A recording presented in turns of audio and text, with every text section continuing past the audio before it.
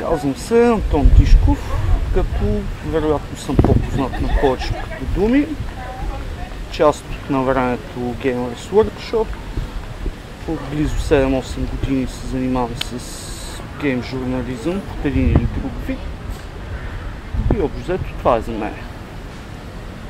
Разкажи ни сега, стори за пенсионерския израз за уния времена, когато на будките можеше да се намерят някакви печатни медии, различни от списания с голи мацки, от новини за футболисти на Спортинг Лисабон. Хубави времена бяха. Аз от самото начало чета Gamers Workshop, още преди да работя за списанието. Друго си беше преди. Нямаше толкова интернет, нямаше толкова мас-медии и въобще то си беше една традиция да си даваш 5 лева месечно за едно хубаво списанице, да научиш нещо полезно от него, да се посмееш, да го споделиш с приятел и така. Спомни си за това чувство за понеделник сутрин чувството, нали не си бачка тогава абсолютно нищо такова, просто знаеш, че излизаш и ще си вземеш любимото нещо да четене, което също е интелигентно, едно от малко интелигентни неща, което има. Да. Много беше надъхващо, в смисъл, специално в моят квартал много трудно се намираше и аз съм обикалял, те отдалече ме познаваха на будките, за онова там гей, какво беше ли идваш? Викам да, за онова също и като цяло то си беше една традиция като цяло. Доста време мина тогава, някакви 10 години сигурно има. Тогава как стояха нещата? Имаше и много списания на гейминг, специално специализирана тематика. Отначало бяха адски много. Бяха Master System, Master Games, Игромания, PC Mania, Gameplay, какво ли нямаше. Специално... Цяло замираха повече. Повечето замираха веднага, задържаха се някои, променяха се, минаха онлайн и така. И специално какво си взимал? Откъде започна, откъде продължи? Започнах мисля с Master Games. Преди това баща ми носеше немски списания, че ходеше доста по командировки. Естествено аз не разбирам немски, картинки алабал, забавлявам се. И в последствие, като започнаха да излизат българските списания, четох малко PC Mania, четох малко Master Games, но още с първия брой на Gamers Workshop си реших, че това е моето списание. Дебело, подробно, написано готино, с хубав дизайн и просто си знаех. Това е. Разкажи ни сега добре познатите на всички истории как се случи, че да започнеш да пишеш в шоп? По принцип беше малко стандартно по каналния ред. В смисъл имаше пусната обява, че се търсят нови автори. Аз си викам шопа да не пробвам, млад студент, не работих нищо тогава. И написах едно такава доста обемисто мотивационно писмо, за което Бакалов Снейк и до ден днешен ме заплашва, че ако с нещо го ядосим, ще го пусне в публичното пространство и това ще бъде края. Защото го написах все едно, че кандидатствам за заместник министър на културата. Примерно беше супер обемисто. Какво съм играл, какво съм правил, кой съм аз и като цяло харесаха ме. Викнаха ме на едно интервю тогава Диан Димитров Риман, доста така културна личност в гейм средите в България и паснахме си и започнах работа там така. Можем ли да кажем, че шопа тогава беше най-кавички праведното списание по това време?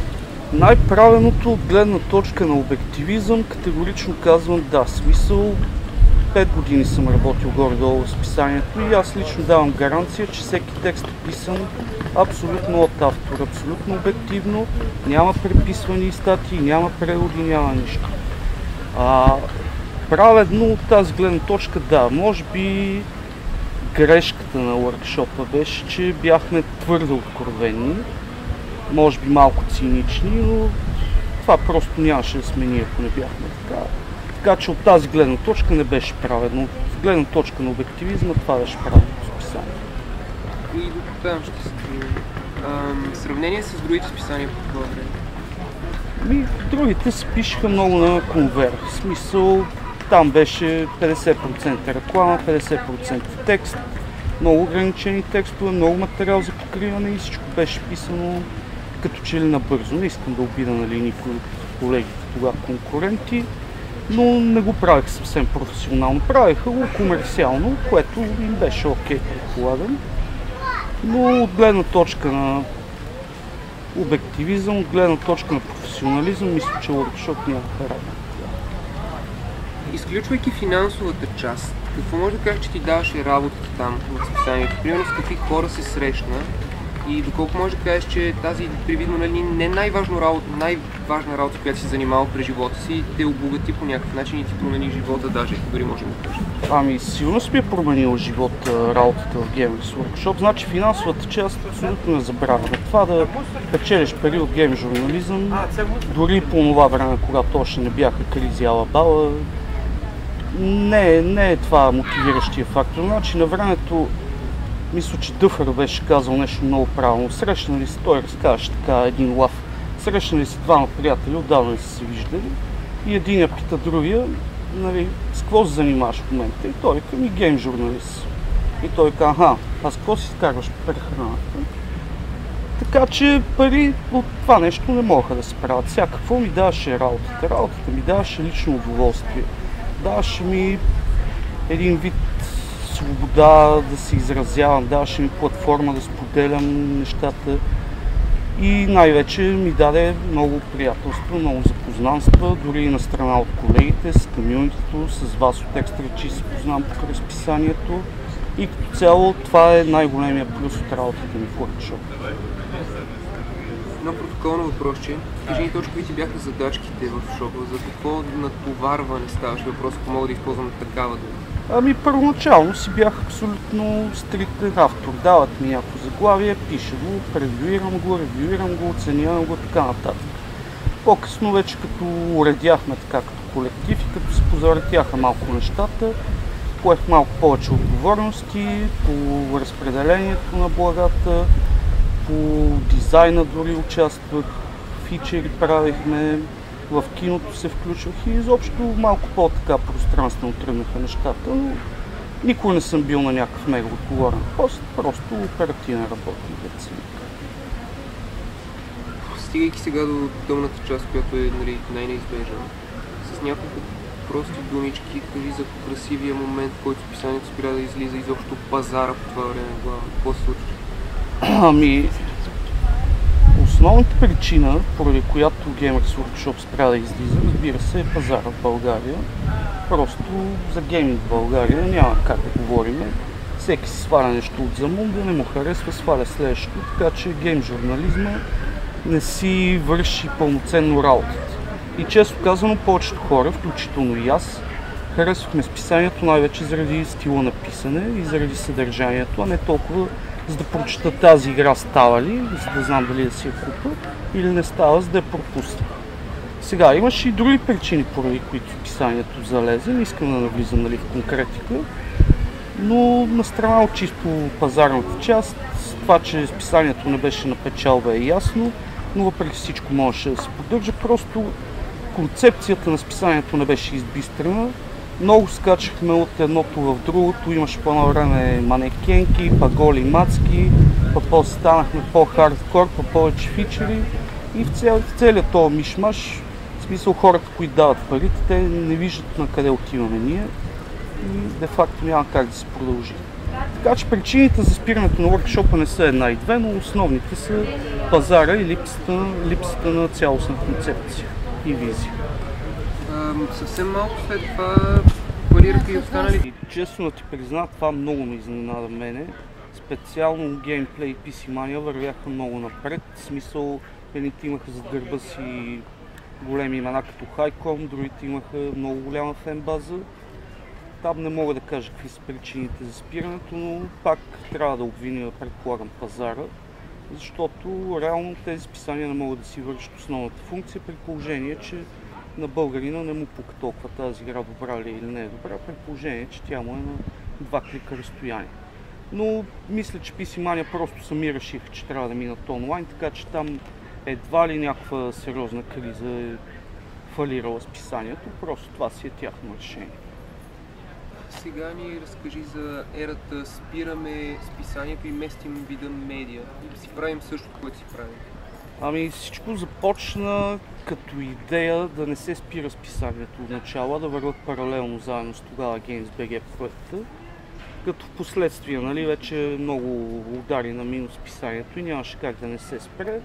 А вече защо не успяхме да минем изцяло на новия формат, това е малко така вътрешна информация, но като цяло отново опира всичко до пари и до липса на ясна визия какво правим от тук на сетне един вид. Така че не успя да премине Gamers Workshop в онлайн вариант за добро или за зло. Games.bg, Тиренци, Fortnite, връзка.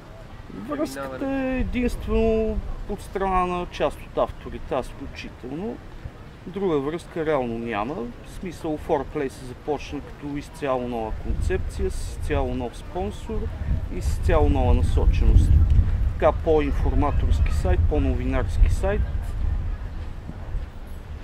Може би малко по-лайфстайл сайт, не толкова за игри, повече за кино и за музика. И това беше общо взето идеята за ForPlay. Имаше да се правят още много неща, но така и не се стигна до тях, тъй че и оставам без коментар. Последното нещо, което ще те питам, освен нали, за бъдещите ти творчески планове, няколко думи за продължността в България и изобщо в момента възможно ли е да има медиа в писмен вариант, която да успее да се продава, да прави пари? Много е трудно, защото дори големи списания като Егоист, като Пророк, вече фалирах, Playboy, доколкото съм чувал. Така че това се дължи на много така свития бюджет за реклама, която имат повечето фирми.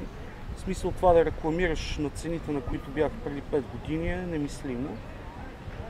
Аз работя все още в сферата на полиграфията, запознат съм как стоят нещата с писанията и с печатните медии в България и навсякъде положението е зле, всичко вече чете интернет, всичко се прави онлайн. Единствено в бъдеще имат книгите и учебниците, което просто няма как да се избегне. Списания все още се четат, излизат нови списания, това не е лошо и се надявам да имат успех, но като цяло печатната медия в България е доста така един водовъртеше, който влачи само надолу и без реклама няма как да просъществува. Значи специално в България след някакви години очакванията за подобен вид медии са всичко да се пренесе в електронни? Да, абсолютно всичко за мен отива онлайн и това е начинът. По-лесно за рекламодателя, по-ефтино е за продуциране, за издаване. Пестят се разходи, по-удобно е за читателите, мисля, че бъдещето е интернет. Обаче е интересно как със всеки изминал ден, въпреки че на всички има ясно как стоят нещата в подобен вид медии, всеки тръгва да издава нови списания, то за някакви абсолютни глупости. Не знам, вярват ли си, не си ли вярват, какво се случва? Ами според мен това е както със строенето на молове и офис сгради. В смисъл, това е една мегаломанщина, в която или става дума за пране на пари, или за неясно непознаване на пазара, така че това е сбъркано според мен. Едно списание, за да просперира, трябва да е направено с такава идея и с такъв екип, че просто когато го видиш на будката да си го купиш, а не да застоява и не виждам просто кой може да направи такова списание в момента. Не говоря дори конкретно за гейм списания, като цяло. На теб специално липсва ли ти се занимаваш с точно това? Разбира се, че ми липсва, винаги ще ми липсва. Като цяло вече не съм чак такъв геймер, както едно време, нямам толкова свободно време, но желанието да пиша винаги го има, винаги искам да споделя мнението си. Ако някой иска да го прочете, още по-хубаво, но за момента няма поле за действие. И ако се случи чудото да цъфне подобен полуфинансиран професионален сайт, може да бъдеш много щастлив да бачкаш? Разбира се, и аз ако трябва да бъда честен, ForPlay не е приключил съвсем, така да го кажем. Това е малко така ексклюзивно към Extra, но движат се едни неща там, трудно става, дай Боже да стане, да, разбира се, че ще се занимавам с това. Дали ще е активно като преди, не мога да гарантирам, но силно желание не липсва. Значи как протича един работен ден в Gamers Workshop? Главният редактор, като един виден трезвеник, отива на работа към 1-2 следобед. Псувани, хранени, от време на време ни тупи по работа, че добре сме свършили работата. Бонусчета дава рядко и обикновено доста така символични. Патронче, водка, нещо такова. И като цяло, общо взето, работният ден на пчеличките не е реално работен ден, защото ние си пишем вкъщи от работа, откъдето намериме. Иначе самата структура на списанието, най-много работа му се струпваше, разбира се, на главния редактор. Струпваше му се много работа на дизайнера, в смисъл имало е броеве, които са били на косъм да не излязат изобщо, а не само не в време и в срок, защото са ставали някакви грешки с печатниците. Всичко ставаше в последния момент доста често, защото искахме да сме много актуални, всичко да се вкара, независимо, че една игра е излязла 3-4 дена преди излизане на броя и сме играли буквално по нощите, за да пишеме за нея. Но всичко това мога да кажа, че беше забавно и определено е доста по-приятен работен процес от това да се забиеш пред един компютър от 9 до 5 и да си гледаш Фейсбука и такива работи. Така че това е едно от нещата, които ми липсват със сигурност. Обясни с някакви думи защо каза, че откровеността ви изиграла лоша шега. Една така приятелска атмосфера не трябва ли да даде повече плодове в работен план, отколкото някаква клинична студена офис работа? Факт е, но откровеността в самия текст не се приема толкова добре от много читатели. Примерно, аз съм изпаднал в някаква крайност за някоя игра и някой ми казал, не, ти не си прав. Може да не съм прав, но аз така съм приел нещата и предпочитам да ги кажа така, отколкото с половиността. Можеше така, можеше не така. Аз, когато пиша нещо, аз искам да съм професионалист, да си кажа всичко, каквото имам, ако ще да съм циничен, ако ще на някой това да не му изнася, аз предпочитам да съм си аз. И това беше една от, пак подчертавам, грешките на workshop-а, от гледна точка на оцеляване. Ако искахме да оцеляваме, тия неща можехме да си ги спестим, но тогава нямаше да е Gamers Workshop.